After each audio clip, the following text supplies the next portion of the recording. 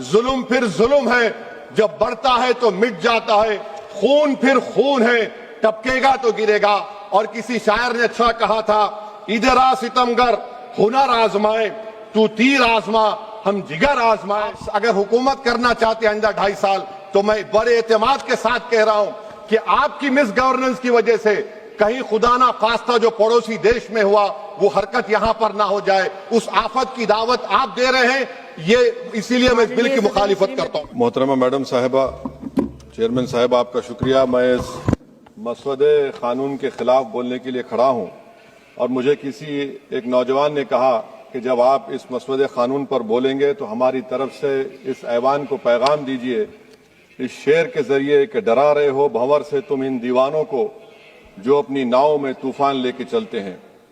Madam, as our generation G में से somewhere between मित्रों to hello friends we all grew up. 2024 में madam NEET और NET leaks का पेपर लीक हुआ। वजीर आजम ने Radha Kishan high level committee बनाया, नहीं मालूम वो कहां गई रिपोर्ट जब तक आवाम को दस्तयाब नहीं है। अब वजीर आजम ने नीलंकनी हाई पावर टास्क फोर्स बनाया। अब यही मौसूफ थे जिन्होंने यूएडीए का आधार प्रोजेक्ट बनाया।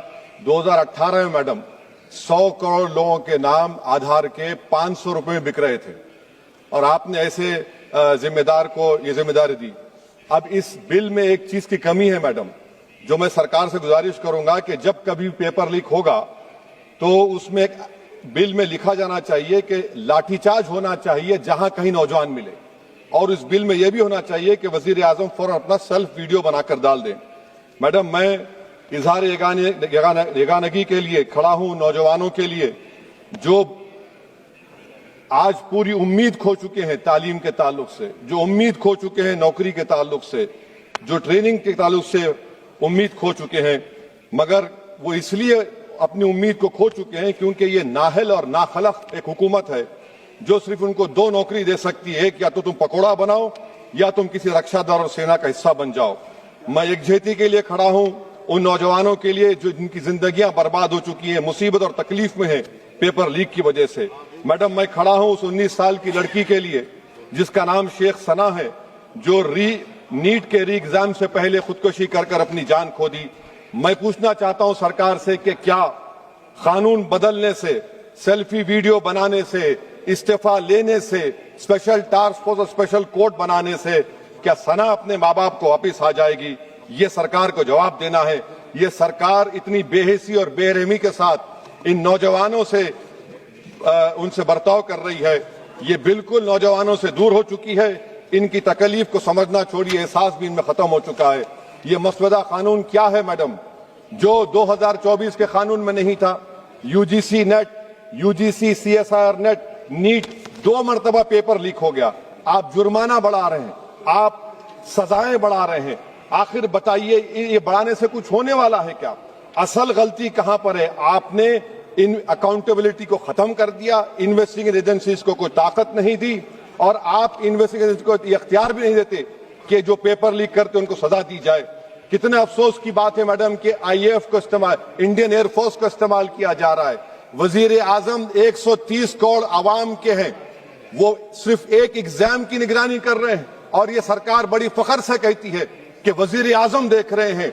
एयरफोर्स को इस्तेमाल किया जा रहा है। क्या एयरफोर्स को एक जमहूरी मुल्क में एक सिविलियन काम के लिए इस्तेमाल किया जाएगा? इससे बड़ी शर्मिंदगी और शर्म की बात नहीं हो सकती है कि एक सरकार किसी, और ये क्या बताता है मैडम कि ना वजीरों पर भरोसा है, ना वजीर आजम पर भरोसा है, तो फिर इसीलिए हम इंडियन एयरफोर्स को इस्तेमाल कर रहे हैं।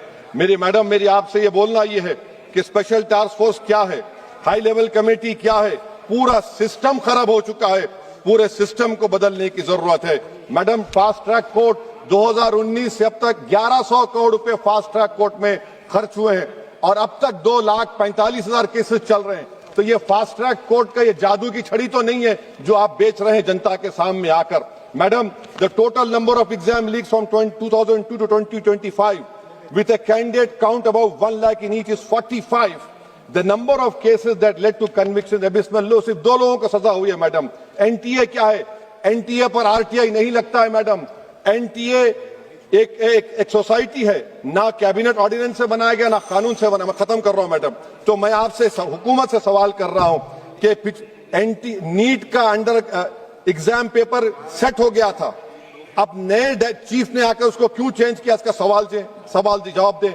ये डॉक्टर सरधना पराशर का क्या इन्वॉल्वमेंट है, पुणे लिंक क्या है, ये इनोवेटिव व्यू टेक्नोलॉजीज को 2018 से क्यों कॉन्ट्रैक्ट दिया जा रहा है बगैर टेंडर के। गवर्नमेंट ऑफ इंडिया का GFRCBC रूल्स है, इस इनोवेटिव टेक्नोलॉजीज का फॉरेंसिक ऑडिट होना चाहिए।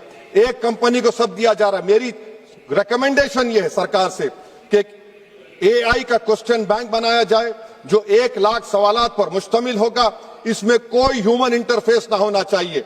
और NTA का chairman, DG, secretary, exam controller, service IAS क्यों नहीं होता है?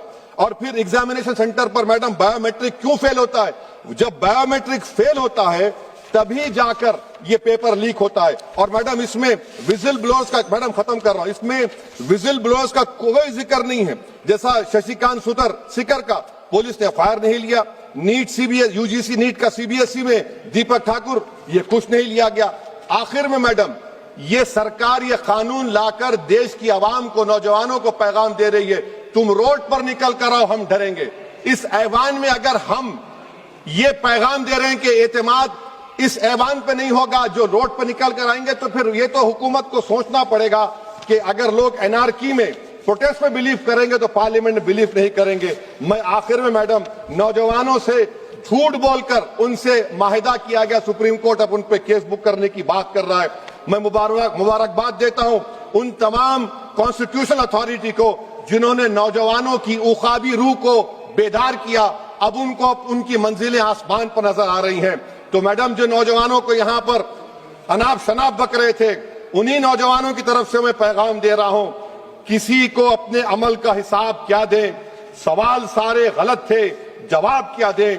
मैं ये जो जुल्म किया गया है, पैलेट गन मारकर, मैं खत्म कर रहा हूं, पैलेट गन मारकर 4 लोगों को उनके जिस्म पर मारा गया।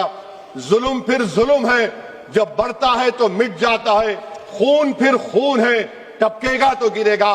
और किसी शायर ने अच्छा कहा था, इधर आ सितमगर हुनर आजमाए, तू तीर आजमा हम जिगर आजमाए। आप नौजवानों को छोड़कर उनको अपना रिश्ता खत्म करके आप अगर हुकूमत करना चाहते हैं आइंदा 2.5 साल, तो मैं बड़े एतमाद के साथ कह रहा हूं कि आपकी मिस गवर्नेंस की वजह से कहीं खुदा ना खास्ता जो पड़ोसी देश में हुआ वो हरकत यहां पर ना हो जाए। उस आफत की दावत आप दे रहे हैं, ये इसीलिए मैं इस बिल की मुखालिफत करता हूं। मैडम